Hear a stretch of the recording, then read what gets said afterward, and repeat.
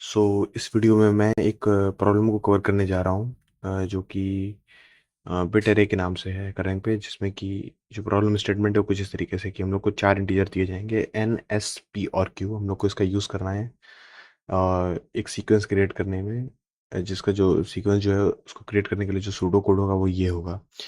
और हमको कैलकुलेट करना है कि कितने डिस्टिंक्ट इंटीजर्स होंगे सीक्वेंस ए में। जो हमारा इनपुट होगा वो कुछ इस तरीके से दिखाई देगा कि भाई चार स्पेस से सेपरेटेड इंटीजर्स होंगे एक सिंगल लाइन पे, N S P and Q. और जो हमारा आउटपुट होगा वो ये बताएगा कि भाई इस इन इनपुट से जो एक सीक्वेंस बना है उनमें कितने डिस्टिंक्ट इंटीजर्स हैं। तो इस केस में है 3। तो अब जो है मैंने इसको ऑलरेडी कोड कर लिया, तो मैं जल्दी से आपको कोड एक्सप्लेन करूँगा।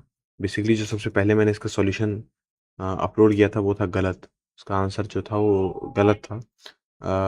बट जो इनके टेस्ट केसेस थे वो शायद इतने सही नहीं थे, इसलिए मैं जो है सारे टेस्ट केसेस पास कर गया। तो पहले मैं इसको कर करूँगा कि मैंने क्या किया। तो नॉर्मली मैंने वहीं 4 इनपुट लिए और उसके बाद एक अनसाइंड इंट बनाया वी, जो कि इस मॉड को जो है सेव कर रहा है। यहाँ पे हम लोग को मॉड लेना है 2 की पावर 31 के साथ। तो इस चीज़ को मैं एक अब अनसाइंड इंटीजर क्रिएट करने का कारण ये है क्योंकि अनसाइंड इंटीजर जो होते हैं उनमें नेगेटिव वैल्यूज़ नहीं होती हैं।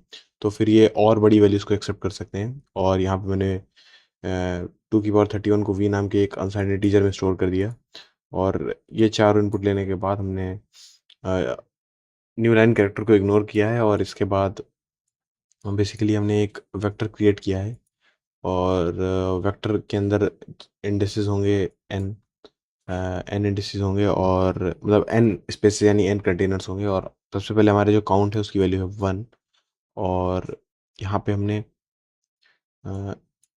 ये जो पहला वाला इनपुट है इसको यहाँ पे डाल दिया है।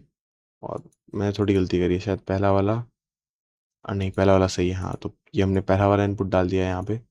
और फिर मैंने जस्ट एडजेसेंट एलिमेंट्स को चेक किया है।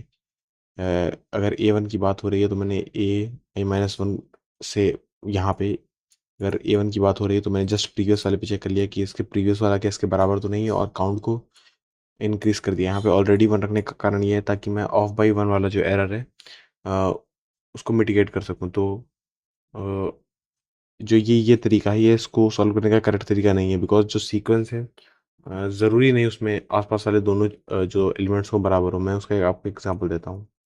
जैसे कि ये मान लेते हैं कि मेरा जो मॉड का टेस्ट मॉड केस है वो भी 2 की पावर 3 नहीं 8 तक ही है। और यहाँ पे मैंने एक टेस्ट केस ले भी रखा है अपने रॉन्ग अप्रोच के लिए, 8 1 2 3 2। मैं यही इनपुट दूंगा इसको, 8 1 3 2। पर ये मुझे बताएगा कि भाई 8 डिस्टिंक्ट इंटीजर्स हैं, जो कि गलत है।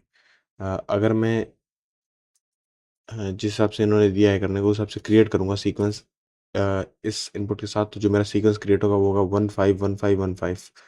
तो जो मेरी रॉन्ग अप्रोच है वो जो है गलत है भाई। इस को सॉल्व करने के लिए अब मैं देखो जाऊँगा सॉल्यूशन 0.cp पे सीपीपी पे। ये जो तरीका है इसमें हम लोग यूज़ करेंगे एक अनऑर्डर्ड सेट का। जो अनऑर्डर्ड सेट है वो एक हैश सेट की तरह होता है। और जिन लोगों को नहीं पता कि भाई सेट क्या होता है, तो सेट एक मैथमेटिकल एंटिटी होती है जिसके अंदर कुछ एक्स अमाउंट ऑफ एलिमेंट्स होते हैं। और जो सेट होता है उसकी उस प्रॉपर्टी होती है कि अगर उसमें कोई एक एलिमेंट ऑलरेडी आ चुका है, जैसे अगर उसमें 1 आ चुका है तो 1 उसमें फिर से नहीं आएगा। तो इसी चीज़ को हमने यहाँ पे यूज़ किया है। सबसे पहले हमने किया क्या है, हमने 4 इंटीजर्स लिए हैं एन एस पी क्यू। और यहाँ पे जो मॉड हमको क्रिएट करना है वो हमने क्रिएट कर लिया है यूजिंग बाइनरी लेफ्ट शिफ्ट। और इन 4 इनपुट्स को लेने के बाद हमने एक नाम के इंटीजर में एस की वैल्यू डाल दी है। और एक एक करके हमने इसी चीज़ को इंसर्ट किया है इस क्वेश्चन में। यहाँ पे मैंने थोड़ी सी मिस्टेक कर दी। नहीं, मिस्टेक नहीं है, हाँ सही है। और यहाँ पे हमने किया कि यहाँ पे हमने एक्स डॉट काउंट का यूज़ किया। तो काउंट मेथड हमारा क्या करता है, काउंट मेथड ये पता करता है कि भाई कोई नंबर है, कोई चीज़ जो है वो हमारे सेट में ऑलरेडी एग्जिस्ट कर रही है कि नहीं। अ, तो अगर कोई चीज़ एग्जिस्ट कर रही है इसका मतलब जो हमारा सीक्वेंस है वो रिपीट करने वाला है। तो जो करंट साइज है हमारे हैश सेट का उसको रिटर्न कर देना है। इन द केस कोई भी चीज़ रिपीट नहीं करती है, इसका मतलब अभी तक सारे इंटीजर जो भी आए हैं वो यूनिक हैं। और हम लोग डायरेक्टली इस लूप के ख़त्म होने के बाद एक्स का साइज़ जो है वो रिटर्न कर देंगे। सो ये था सॉल्यूशन नंबर 1। अब हम जाएँगे सॉल्यूशन नंबर 2 पे, जो कि है यूजिंग अ बिट मास्क। और मैं एक चीज़ बता दूँ कि अगर आप ये सॉल्यूशन 0 को सबमिट करेंगे तो जो है आपका कई कई केसेस में सॉल्यूशन नहीं सबमिट होगा, बिकॉज़ ये जो हैश है वो बहुत ज़्यादा हैश सेट जो होता है वो बहुत ज़्यादा मेमोरी यूज़ करता है और बहुत ज़्यादा टाइम लेता है। इनिशियली बहुत ज़्यादा टाइम लेता है सेटअप होने में। बाद में तो जितने भी ऑपरेशंस होंगे वो वन टाइम कॉम्प्लेक्सिटी में होंगे, लेकिन शुरुआत में जो है ये काफ़ी ज़्यादा मेमोरी ले लेगा हैश सेट। तो फिर एक जो दूसरा अप्रोच है इस प्रॉब्लम को करने का वो है यूजिंग अ बिट मास्क। जो बिट मास्क वाला अप्रोच है वो बहुत ज़्यादा मेमोरी नहीं लेगा। वो जो मेमोरी लेगा वो हम कैलकुलेट ही कर लेते हैं कितनी मेमोरी लेगा पाइथन। सो जैसा कि जो एक इंटीजर होता है वो होता है 64 बिट्स का। एटलीस्ट इस ऑपरेटिंग सिस्टम पे जो इंटीजर है वो है 64 बिट्स का। तो अगर मैं 64 को मल्टीप्लाई कर दूँ 2 की पावर 31 से, पावर 2 की पावर 31 से डिवाइड कर दूँ एक्चुअली 64, तो मेरे पास आएगी ये वैल्यू। और मैंने इसके दुगने का एक इंटीजर बना लिया, यानी कि इसके दो गुने का। अगर मैं इसको मल्टीप्लाई कर दूँ 2 से तो मेरे पास आएगी ये वैल्यू। और ये वैल्यू इंश्योर करती है कि भाई कोई ओवरफ्लो नहीं हो रहा है, कोई वैल्यू बाहर नहीं जा रही है स्कोप से। और हम लोग जो अमाउंट ऑफ मेमोरी यूज़ कर रहे हैं इसके लिए वो होगी टाइम्स 64, जो कि ऑलमोस्ट 500 एमबी, 500 512 एमबी के करीब बैठेगी। तो अब पहले हम लोग देख लेते हैं कि सॉल्यूशन क्या है। सॉल्यूशन है कि भाई अगेन हमने पहले तो इस चीज़ को हम लोग को बाहर जो है डिक्लेयर करना है, क्योंकि यहाँ पे अंदर डिक्लेयर करेंगे तो जो स्टैक पे मेमोरी होगी वो 1 से 8 एमबी के बीच में होगी और जो हमारा प्रोग्राम है वो क्रैश कर जाएगा।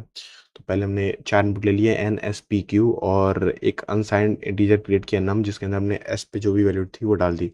और फिर हमने मॉड क्रिएट किया सेम पुराने तरीके से, 1 को 31st तक जो है बाइनरी लेफ्ट शिफ्ट कर दिया और एक काउंट वेरिएबल क्रिएट किया। और ये कर क्या रहा है, यहाँ पे हम लोग जब तक एन की वैल्यू कम हो रही है हम लोग चेक कर रहे हैं कि भाई जो बिट मास्क है, अगर मैं अब इस चीज़ को थोड़ा ध्यान से समझना भाई, कि अगर मान लेते हैं मेरे पास एक नंबर है 100, मैंने एग्जांपल भी ले रखा है यहाँ पे। अगर मेरे पास एक नंबर है 100 और उसको मैं 64 से डिवाइड करूँ तो मेरे पास आएगा कि भाई जो मेरा क्वेश्चन आएगा वो आएगा 1, और उसको मैं ऑब्वियसली वहाँ पे 1 से माइनस भी कर रहा हूँ।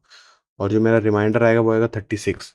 तो इसका मतलब है कि फर्स्ट कंटेनर जो है मेरे बिट मास्क का वो ऑलरेडी यूज़ हो चुका है। और जो सेकंड कंटेनर है मेरे बिट मास्क का, जो सेकंड इंटीजर है उसकी 36th बिट को मुझे ऑन कर देना है। तो सबसे पहले ये चेक कर रहा है कि भाई क्या वो जो बिट है वो ऑलरेडी ऑन तो नहीं है। अगर वो बिट ऑलरेडी ऑन है तो ये चीज़ जो है ट्रू रिटर्न करेगी, और अगर वो बिट ऑलरेडी ऑन नहीं है तो ये चीज़ जो है फॉल्स रिटर्न करेगी। हम यहाँ पे चेक कर रहे हैं कि अगर ये चीज़ फॉल्स है, इफ़ नॉट ट्रू, यानी अगर ये चीज़ फॉल्स है तो हम लोग भाई इस बिट को ऑन कर देंगे। और यहाँ पे हम लोग और का यूज़ कर रहे हैं, और क्योंकि हम लोग को ऑलरेडी पता है कि भाई अगर हम लोग इसके अंदर आए हैं तो इसका मतलब ये जो बिट है ये ऑन नहीं है, और काउंट को बढ़ा देंगे। और अगर ऐसा नहीं है, ऐसा नहीं हुआ, इसका मतलब अगर बिट ऑलरेडी ऑन थी तो जो है हम लोग काउंट को प्रिंट कर देंगे और रिटर्न कर देंगे 0 इस फंक्शन में। और अगर जो है हमने बिट ऑन करी है तो हम लोग की एल्स वाली कंडीशन नहीं फुलफिल होगी और हम लोग अगला नम कैलकुलेट कर लेंगे। तो पहले तो मैं यहाँ पे 31 की जगह 3 कर देता हूँ और दिखाता हूँ कि भाई जो मेरा रॉन्ग सॉल्यूशन था, जो मेरा रॉन्ग टेस्ट केस आ रहा था यहाँ पे 8132 वाला, वो भी इससे सॉल्व हो जाएगा। 8132। सो इसने बता दिया कि भाई दो ही यूनिक इंटीजर्स हैं जो कि थे यहाँ पे 151515। और एक बार मैं उस वाले पे भी देख लेता हूँ कि क्या जो मेरा सॉल्यूशन 0.cpp है वो भी करेक्ट सॉल्यूशन को पिकअप कर रहा है कि नहीं। एक सेकंड, मुझे उसमें 2 की पावर 3 कर देनी चाहिए टेस्टिंग के लिए। जी प्लस प्लस सॉल्यूशन 0.cpp, और मैं इसको रन करूँगा। 813813 ओके। सो इसने बता दिया कि भाई जो हमारे पास यूनिक इंटीजर्स हैं वो दो ही हैं। और अगर आप लोग कंफ्यूज हो रहे हो कि भाई ये क्यों आ रहा है, तो मैं जो शेल यूज़ कर रहा हूँ वो है ZSH, और ये ऑटोमेटिकली न्यू लाइन क्रिएट कर देता है। और ये इसके बताने का तरीका है भाई कि कोई न्यू लाइन कैरेक्टर नहीं था, मैंने जस्ट ऐड कर दिया है एक new line character for the convenience of user. So ये सॉल्यूशन भी मैंने कवर कर लिया। अब हम लोग करेंगे सॉल्यूशन नंबर सेकंड, यानी कि सॉल्यूशन नंबर थर्ड को कवर एक्चुअली। और मुझे कंपाइल नहीं, पहले इसको एक्सप्लेन करना चाहिए। Solution two dot CPP, okay. So यहाँ पे ये जो सॉल्यूशन है ये मैथमेटिकली बहुत ही ज़्यादा खूबसूरत है, इसको समझना भाई। इसका तरीका क्या है कि भाई हम लोग यूज़ कर रहे हैं साइकिल डिटेक्शन एल्गोरिदम का। यहाँ पे हम लोग यूज़ कर रहे हैं फ्लॉयड का साइकिल डिटेक्शन एल्गोरिदम। तो होता क्या है, हमारे पास 2 पॉइंटर रहते हैं। एक होता है फास्ट पॉइंटर, एक रहता है स्लो पॉइंटर। जैसे मान लो भाई एक ट्रैक है और एक ट्रैक है 1400 मीटर का, और एक एथलीट है वो हर सेकंड में 2 मीटर दौड़ता है, और एक एथलीट है वो हर सेकंड में 1 मीटर दौड़ता है। तो इवेंचुअली जो है जो अ, फास्ट वाला एथलीट है जो ज़्यादा तेज़ दौड़ रहा है वो लूप करके जहाँ पर स्लो वाला एथलीट है वहाँ पे पहुँचेगा, और उन दोनों की जो मीटर वैल्यू होगी वो हो जाएगी बराबर। तो इसी सेम चीज़ का हम लोग यूज़ कर रहे हैं टू डिटेक्ट वेदर हमारे पास एक साइकिल है कि नहीं है। तो हो क्या रहा है, सबसे पहले हम लोग एक लूप क्रिएट कर रहे हैं ये पता करने के लिए कि भाई जो हमारा स्लो पॉइंटर है, इन दिस केस टॉर्टोइज़, और जो हमारा फास्ट पॉइंटर है इन दिस केस रैबिट, जो कि हर बार 2 कदम चल रहा है, और जो टॉर्टोइज़ है वो हर बार 1 कदम चल रहा है। तो पहले तो हम लोग ये पता कर रहे हैं भाई कि क्या कोई लूप जो है वो है कि नहीं है? क्या एक साइकिल है कि नहीं? अगर साइकिल है तो ये कभी ना कभी बराबर होगा, और इस लूप से हम लोग ब्रेकआउट करेंगे। इसके बाद भाई हम लोग एक म्यू क्रिएट कर रहे हैं। हम लोग कर क्या रहे हैं, हम लोग जो स्लो पॉइंटर है उसको फिर से शुरुआत पे रख दे रहे हैं, और दोनों को एक एक कदम बढ़ा रहे हैं, जब तक जो दोनों की वैल्यू है वो सेम नहीं हो जाती है। और जो म्यू की वैल्यू होगी वो भी दोनों की वैल्यू सेम होने तक कुछ हो जाएगी। जो म्यू की वैल्यू होगी वो ये डिफाइन करेगी भाई कि लूप के स्टार्ट होने के पहले कितनी वैल्यूज़ हैं। फिर हम लोग ये चेक कर रहे हैं कि भाई लूप के अंदर कितनी वैल्यूज़ हैं, उसके लिए हम लोग लैम्ब्डा का यूज़ कर रहे हैं। और लैम्ब्डा का यूज़ करके हम लोग चेक कर रहे हैं कि भाई कब जो है जो फास्ट वाला पॉइंटर है वो वापस स्लो वाले पॉइंटर की जगह पहुंचेगा, मतलब जहाँ से लूप स्टार्ट हुआ है। और अंत में हम लोग जो है सी आउट कर दे रहे हैं वैल्यू जो कि मिनिमम है, या तो एन मिनिमम होगा या लैम्डा प्लस म्यू जो है वो मिनिमम होगा। जो भी इन दोनों में मिनिमम है हम लोग उसको बाहर कर दे रहे हैं। इसको इसमें मिनिमम लेने का कारण ये है कि सपोज मेरा एक केस है 311 वाला, तो उसमें जो यूनिक जो रिपीटिशन होगा वो बहुत लेट में होगा, 3 4 5 6 इसके बहुत ही ज़्यादा बाद में जो रिपीटिशन होगा। तो हम लोग कि जो हम लोग को जो टर्मिनेट करना है वो थर्ड पे ही कर देना है, क्योंकि एन की वैल्यू जो है वो 3 है। तो इन दोनों में से जो भी छोटी वैल्यू होगी उस पे जो है ये टर्मिनेट कर देगा। लेकिन अगर आप इस सॉल्यूशन को सबमिट करोगे तो ये कुछ टेस्ट केसेस को फेल कर देता है। और ये चीज़ रहेगी इस वीडियो का क्वेश्चन कि ये कुछ टेस्ट केसेस को क्यों फेल कर रहा है। आई होप आपको इस वीडियो से कुछ ना कुछ नई चीज़ सीखने को मिली। Thank you so much for watching this video, and I will see you in the next one.